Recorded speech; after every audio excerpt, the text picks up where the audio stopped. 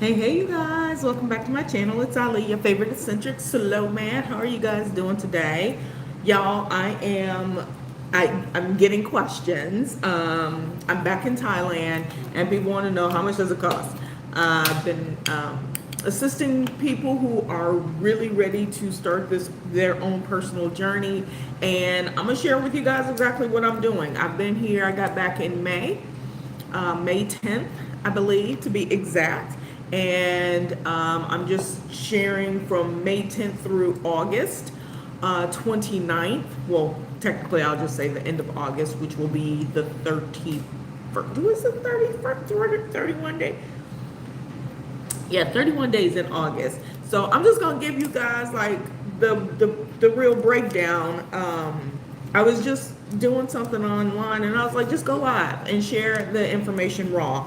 So as you guys know, I am a house sitter, and I love house sitting for people who have kitties.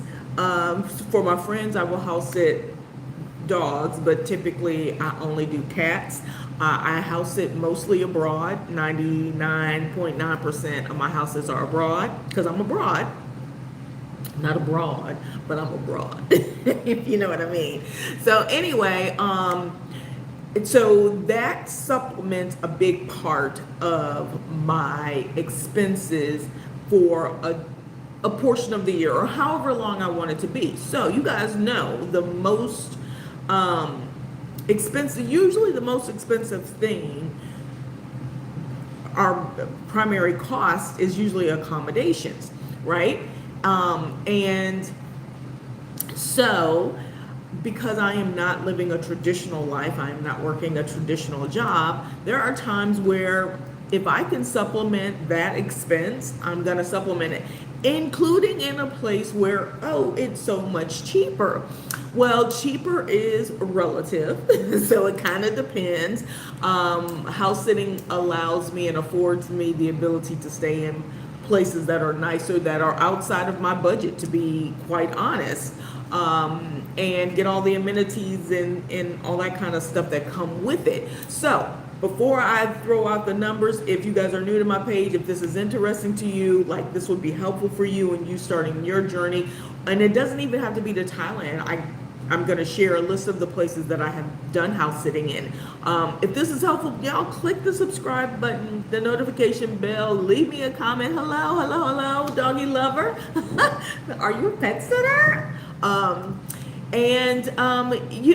just subscribe and share this with other people, you guys. I'm trying to get back into doing videos and regrowing my audience and sharing more with you, because I know we are in a climate where traveling in or considering moving abroad is high on everybody's next check to-do list. Hey, I can't, I don't know what that says. Shobaka, you know I'm talking to you. 4925 and dog lover. Hey, you guys. Okay, so let's get into it. I'm just gonna jump in. Hopefully I'm not gonna be on here long because I'm ready to wrap it up, go take a shower. I already worked out this morning. I already was on the phone call, already did some work. So I want to throw this out here. All right, y'all, so I got back in May. In May, I actually, so before I came back, I was in South Africa for 3 months because we get 90-day visa free.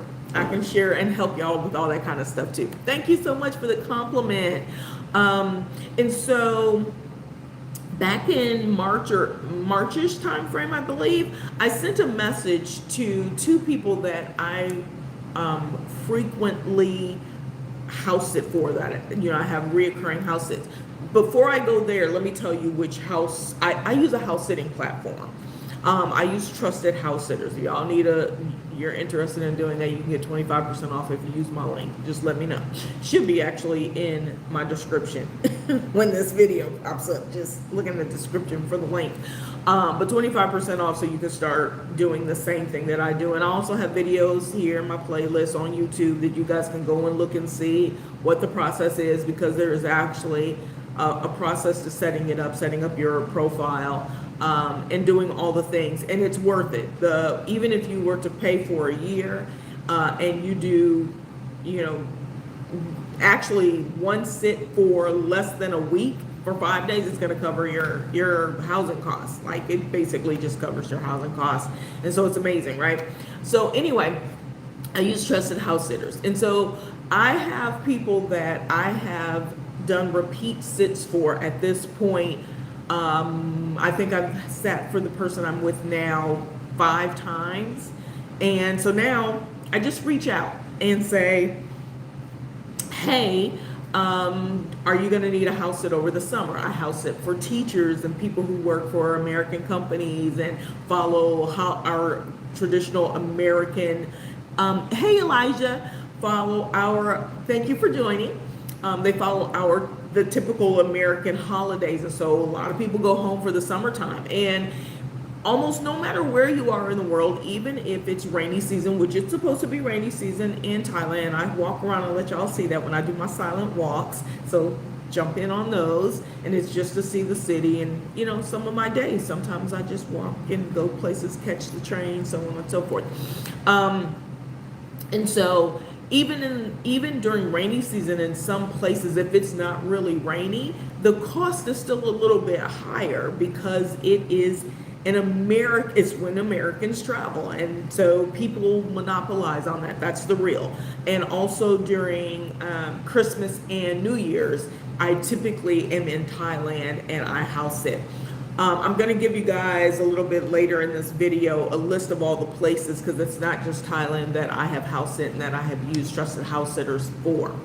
So I typically just reach out to them, which is what I did this year, and say, hey, do you guys need a house sitter? I'm planning on coming back to Thailand for the summer months. Just want to kind of scale it and see what's needed so I can plan my dates. Both let me know yes, and gave me like a list of all their dates. So I got back in May because my visa expired in South Africa. I knew I was coming back anyway. I had a house sit starting May 29th. So I had about 2 to 3 weeks of time in between there to mull around the country, do what I want to do, or not even necessarily. I didn't have to come right back to Thailand. I flew into Singapore first. I could have stayed there, but I was like, I'll just come back to Thailand. Have some friends here who allowed me a place to stay. Make some friends, y'all. Connect with people. You trade off spaces and stuff like that. So they allowed me to stay. They actually gave me a place for 3 weeks, but I only stayed for 2 weeks. So for 1 week, I did get an apartment style hotel here, and my cost it was 6 nights. My cost for 6 nights was, I gotta do quick math, you guys. My cost for 6 nights, it was $29 a night. And that was with tax, so that's with everything. So for 6 nights. So that's what I paid in May. And then I started my house sit on May 29th. For May 29th until the second week of June, because that was about 2 weeks, accommodations were free. And I'm just going to go through my house sitting now, and then I'm going to go back over the other expenses. And then I had maybe a day or 2 in between there. And what I did, you guys, I'm going to tell you, I ended up going to Rayong. I went to a different city to check things out. This time I didn't go down to Hua Hin, but I wanted to see, get close to the water, but also not be in an area where it's more stormy, which is on the Phuket side this time of year. It gets a little bit more rain over there.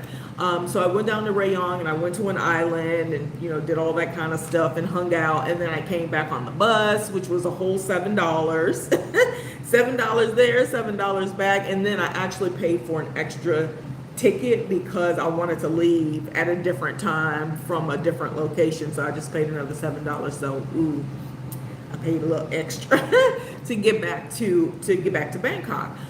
So those are just like some interim expenses, and I would call that entertainment or travel expense, to go somewhere else. And then I stayed in a hotel there. which was, I think I paid $20, $24, $25 a night for that. And I'm going to tell you guys, I know y'all are like $25 a night. Where was it? Stay tuned. If you want to see the hotels, I think I have video of the places that I've stayed. Please just type in hotel in the comments, and if I see that, I'll make a video and throw some of the hotels so you guys can see those. So then after my 2-week house sit from May to June, then I started the house sit that I'm on now, which was from June 15th all the way through July 22nd. Originally, the dates were shorter, but the host asked me if I could extend my dates. Well, why not? I'll extend my dates. And then my other house sit host asked me to house sit if I was available some other days. They overlap with these. Well, I've overlapped with these guys before. They are literally 4 blocks from each other, and I let them know and say, hey, is it okay? Do you mind if I just come over and feed the kitties, spend a little time? They're like, Ali, come and spend as much time as you want. If you want to stay overnight, you can. If you don't want to, that is perfectly fine, because they trust me with the kitties, and it is less stress on the pets when they have someone that they're comfortable with coming and going. So that's one of the reasons why I offer that, even though there's overlap. So you guys probably saw me, I think I did a video or 2 of me in the morning getting up. It's probably in my shorts, go check it out. Getting up in the morning, going to the other apartment, condo, feeding the kitties, staying there, working, maybe going to the gym there, then going for my coffee or whatever, right? So that's kind of like a day when I'm doing a couple of house sits at one time. I don't do that with new people, only with, honestly, these 2 hosts, because they know that I do that, and they know that they're right next to each other, and you can see, I can see the other building from here, and vice versa. So it works out really well, and it just builds camaraderie. Yes, I don't get paid, because a lot of people are like, well, do they pay you? I don't get paid for the house sits that I do via Trusted House Sitters. But when I do a house sit outside of the platform, then yes, I put together whatever is whatever the exchange is, whether it's some sort of barter or whether or not it is some sort of payment that would be the trade-off for taking care of, the family members. I call them my nieces and my nephews, especially if I love them to death. And so that's what I spend. And that's what I'm actually doing now. I'm still on a house sit for another 2 weeks. And then I have an overlapping house sit for 6 more days.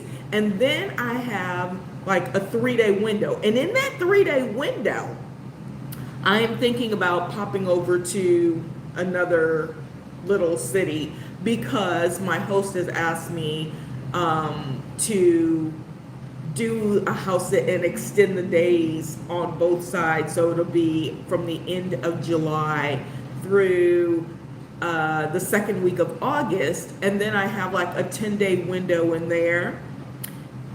And then I have another house sit with one of the same hosts at the end of the month for like a week or 2 weeks, right? And that takes me all the way through August. So ultimately, if you house sit, because I've been house sitting, my expenses from May through August for housing should be less than $300 total. And that's because I have 10 days in August, and I have like 3 days at the beginning of August, at the end of July, I'm sorry, from the 26th to the 29th. So this is something that you can do. And there are some house sits that are 3 months. There are some that, are 2 days, that are 1 day. You're just popping in a place and whatever, you can do different things. So if you want to know more about house sitting, I think I said type house. Yeah, type house in the comments, right? And so my accommodations expense is like what a person would expect to spend if they were staying in a hostel, except that I get to stay in really nice condos right in the heart of Bangkok and Thong Lo, Phrom Phong area. And if you guys know, those like the best area, one of the best areas to stay in. I mean, every area in Thailand and Bangkok is actually pretty good, except like the tourist area, like Honestly, Chinatown area. I mean, I wouldn't live over there, but it's great because that's where all the touristy stuff is if you want to go over. But anyway, if you want to know about that kind of stuff in neighborhoods, that's a different video for another day. Okay, so that's basically that expense, the biggest expense. And then it's like, okay, well, what about your utilities? All that's included. My, the streaming services are on the TV, the electric, the water, running the AC. I don't pay for any of that. All of that is included, right? So I get a little bit of a reprieve, from paying for things when I house sit. And I get, the comfort of a couple, furries at the same time, right? So I travel for furries, right?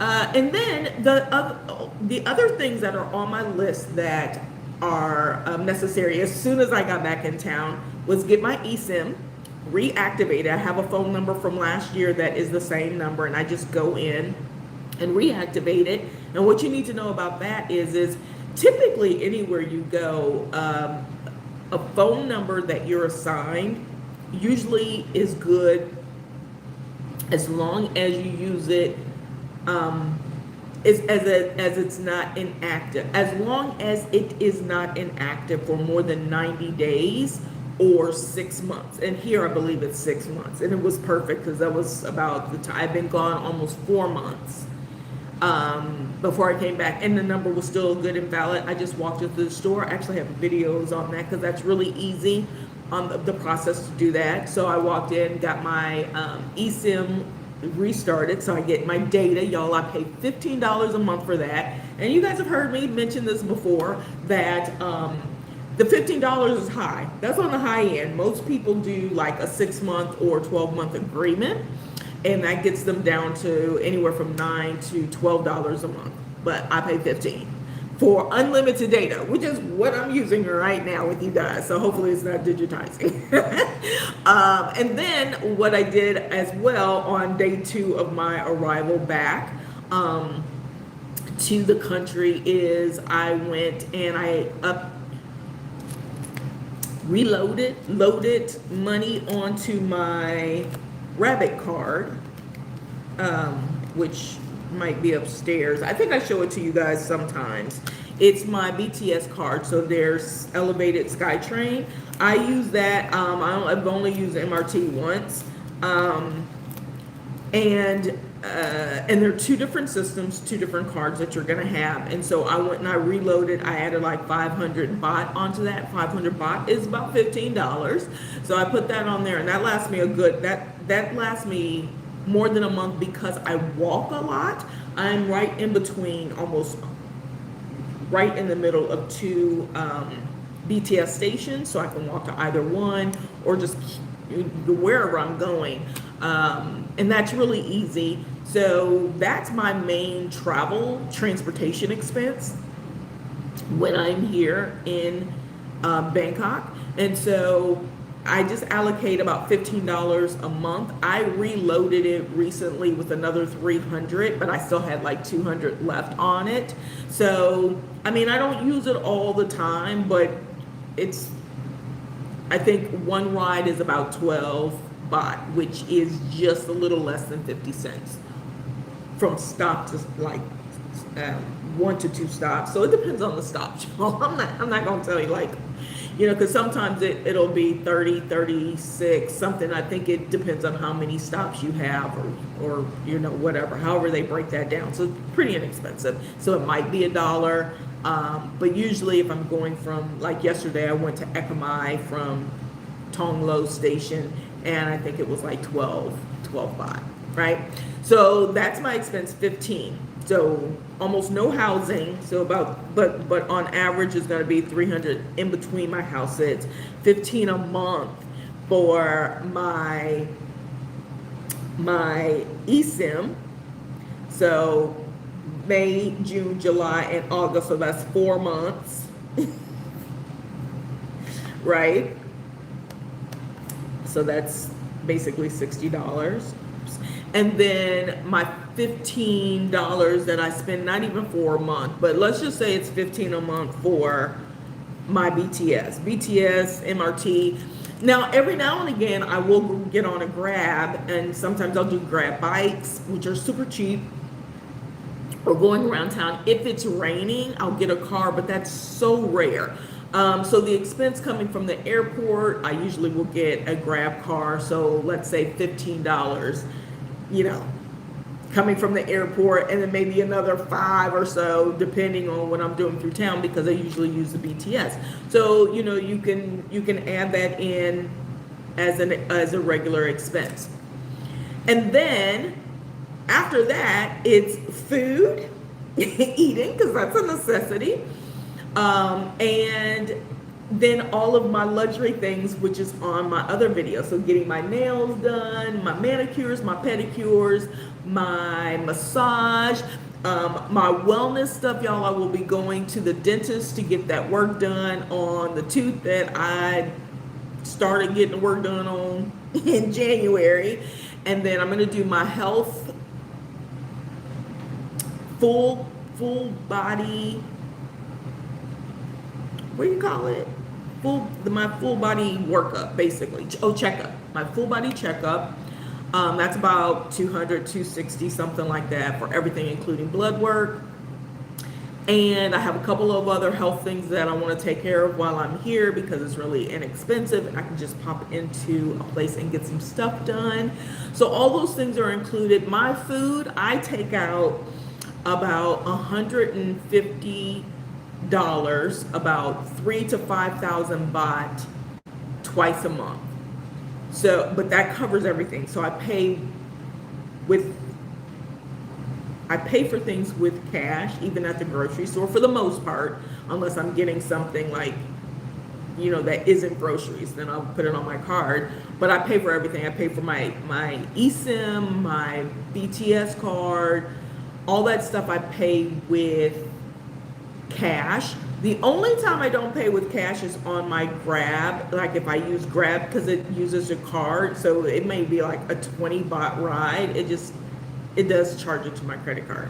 So, I mean, you add that on. So let's say for food and stuff like that, I'm probably spending closer to $250. That includes if I eat out, which is very rare. So $250 a month maybe for that.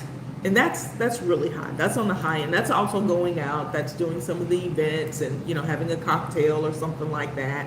Hanging out with some friends. I did a couple of events last month. I did an R&B bingo event, and I did a concert, underground, like 10-person band thingy, playing like old school music. That was super fun. So it was like a dance hall kind of thing. So I did that as well, but that was like $6. It was like 250 baht, so which is a little over $6, almost $7, something like that, right? Hey, I am in Bangkok. Hey, Adrienne. Hey, Ghibli. I think is what it says. Ghibli girl.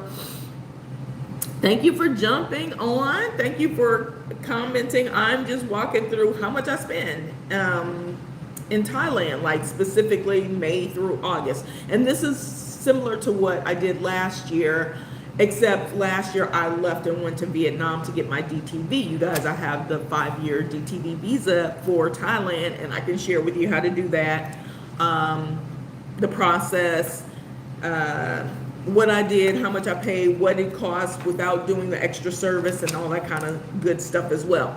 So that's the nutshell of what my expenses are here. I don't have a car, so I don't have a car note. I don't need a gym membership because both places that I house it at have gyms in them. We have a infinity pool. There's a pool at the other place, so if I want to swim, I've got that. So I save on those types of things too. Otherwise, you know, gym memberships here can run anywhere from 15 a month to higher, 23 to 30 bucks a month. So that expense can be higher, but usually the gym facilities are nice, really nice here. I also have technically a membership still at FitFac, which is the Muay Thai place. And Muay Thai can run you from about, per class, anywhere from $9 to I think like $15, because it's like $3.99 to like four something, which is about 12 to $15, something like that, right?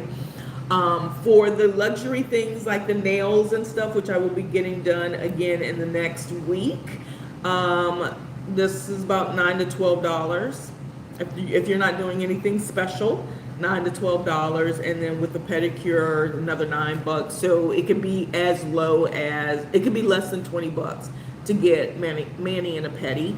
The massages start around $360 in this area. Yes, you can find them cheaper, but about $360 is the average for a 60-minute Thai massage, or they'll say like a foot massage or something like that, and they go up. So depending on where you go, and just pay attention, because it doesn't have to be really expensive.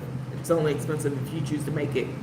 If you choose to go to a place that's just more expensive, you know, depending on what you're looking for. And yes, you can get really nice service and really clean. I tend not to go to places that are dark, have that dark aura about them. I want a brightly lit kind of experience. So sometimes I gotta pay $40 more, you know, for my experience or something like that. So in essence, I mean, that's ultimately, so we're looking at maybe 500 for the month, for the full. No, I said $250 a month for food. I think that's really high, because I don't think I spend that much on food. But let's just say 200. So 200 over 4 months. So 800 on food, 300 for the full 4 months on housing, and then 60 on the SIM card, and then the BTS, we'll just say another 60 just to be. So for 4 months, we're talking about less than 1,300 divided by 4. That's how much I'm spending this summer. So it really is a benefit for me to do house sitting. When I'm not house sitting, that's when I decide, which will be coming up, if I'm staying in Thailand, what areas I'm going to be in Thailand. I may go to Hua Hin, or I may stay in Bangkok. If I stay in Bangkok, then I'll probably do a 6-month lease. And then, you know, that's when I get that $500 apartment or something like that. But I need to know that I'm set. Oh, you guys, I forgot to mention, I do have a storage unit here. I pay $35 a month for my storage unit. So add that on, times 4, so $35 a month, plus the tax, so like $37 a month for a storage unit. So, because my base is here, so all of my things from the States and from every place I normally go to is here in Thailand. So let me tell you really quick the places that I have done house sitting in, because a lot of times that people don't necessarily realize where you can do it, and how, you know, easy, or not easy, but there's a complexity to it, but it's an easy thing to do once you get started. And I've got videos again in my playlist. So I started my international house sitting in 2023 in Thailand. So I've done it here in Bangkok, I've done it in Koh Samui, I did it in Chiang Mai, and I've done it in Hua Hin. And these are 1 month and 2 month house sits that I typically do here in Thailand. I've done house sits in Singapore, which helps a whole lot, because Singapore is a whole nother price point. So it allows me to extend my stays in Singapore, which is really great. So a couple of weeks in a house sit in Singapore is like, and then I've done house sits in Serbia. I did a house sit, which was fantastic. It gave me an opportunity to explore a place that I had no intentions on going, and I ended up loving it, y'all. I ended up loving it. I don't even know if I have any videos on Serbia. That just reminded me, maybe I need to do some videos on Serbia. If you've never thought about going, add it to your list. Rhodes, Greece. I was in Rhodes doing a co-working stay for a month. During their off season, it was in January, and it was still really nice. It wasn't like, you just needed like a light jacket. I loved it. I was on the island in Rhodes, and then I extended my stay and did a house sit there. which was great. Because Greece is not the cheapest place, especially on the islands. But the food and stuff like that was great, great prices there. That's a whole nother thing. I have done house sits. Where else, you guys? I feel like I'm drawing a blank because I've done house sits in so many places. Where else? Oh, I was supposed to do a house sit in Cape Town, and that got canceled just because of the timing and some weather or whatever. But I was physically in Cape Town, so I was going to do a house sit there. So that was like an easy find. And then trying to think if I did any other ones, but primarily I've done probably 6, 7, 8 house sits here in Thailand alone with different families. I feel like I've done more. I'm drawing a blank. I can't even remember, you guys. So yeah, there's different places that have lots of different house sits and stuff like that too. So just don't knock it. Make sure that you consider the possibilities. All right, you guys. So I'm gonna get out of here. That's all I wanted to share with you guys was about the process. Or not the process, but how much money I spend on a regular basis for my time in Thailand this year from May through August. Much projected for from now to August though, but I have a pretty good idea of what I'm going to spend. So I hope that's helpful. And, you know, I can also share, I think I have some other videos already out there about how you can live comfortably in Thailand and Vietnam. I think I did both for $1,200 a month. How you can, and it'll cover everything. It's got transportation, it's got your expenses, your accommodations without any house sits, what the cost is for your accommodations, food, all that good stuff, you guys. You got any questions? Because I know there's so many videos out here, and I know people talk about eating and eating really cheap. Y'all, sometimes I eat for less than $1.50 for vegan food because I'm plant-based. And so there's so many different ways that you can kind of work with what you're working with. So for those of you who are trying to figure out how you're gonna make money, or you're an entrepreneur already, and so you already know your salary fluctuates and things like that, and you're wondering, well, how do I survive? Just make sure you can take care of the base things, which means that you may do something a little bit different than what you normally do, which is okay, because the whole point of moving in my opinion, of moving somewhere else, and it's not for your job, but you're ready to pick up and go. The whole point is to do something different. So if you're gonna do something different. You know what? You know what I'm saying? So don't be so pushed off by, oh, I gotta think about this and I gotta do this, and it's par for the course. It's part of the experience. And talk to people like myself, who I've been out here for 6 years. It is at the end of this month, it will be exactly 6 years in a couple of weeks, right? 3 more weeks that I started this journey, and basically it became my life. And I didn't really have a plan, and so I have tips on what I suggest for people who say, well, can I do the same thing? Because many of you may be asking, how do I survive? And I survive from consultation, teaching people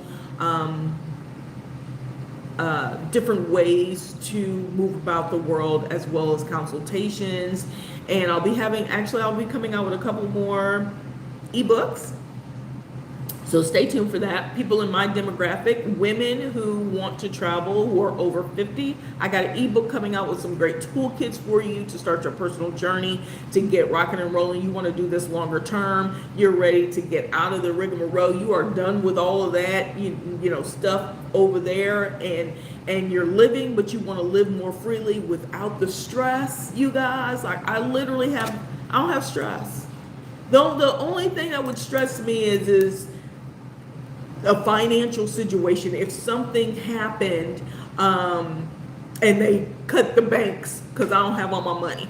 that would be my only issue, is if I didn't have access to my account. And I ain't trying to scare you guys, because there's ways to circumvent that as well. There are platforms that you can use and that many of us use to move our money around. You guys may be asking those questions. That will be in my toolkit. And guys, anybody can get the toolkit. You don't have to be a woman over 50. This information is vital to anybody who wants to use it, but I'm just focusing on my demographic for a change, because oftentimes we're missed in the conversation. So that'll be coming out fairly soon. And then also I will be promoting a trip with a partner to Vietnam in 2027. So if you're interested in a different type of experience and you've never been to Vietnam and you've always wanted to go, stay tuned for that. All right, you guys. So I'm gonna get out of here, you guys. Oh, look at that, under an hour. I'm excited. 35-minute video. Anyway, I hope this is helpful. If it was, please give me some thumbs up, some likes, some shares. Please subscribe to my channel, you guys, and click the notification bell, because sometimes I just pop on when I'm walking. I'm doing a silent walk, right? Like silent parties, you know how like nobody else can hear you and you just like jamming, but you just, I do silent walks. So I don't necessarily talk through the walk or anything like that. I just walk and you guys are on live with me. So if that's interesting to you, subscribe and click the notification bell and join me on the next one. All right, you guys, I'm going to get out of here. Y'all know the drill. Toodles and noodles. Peace and hair grease.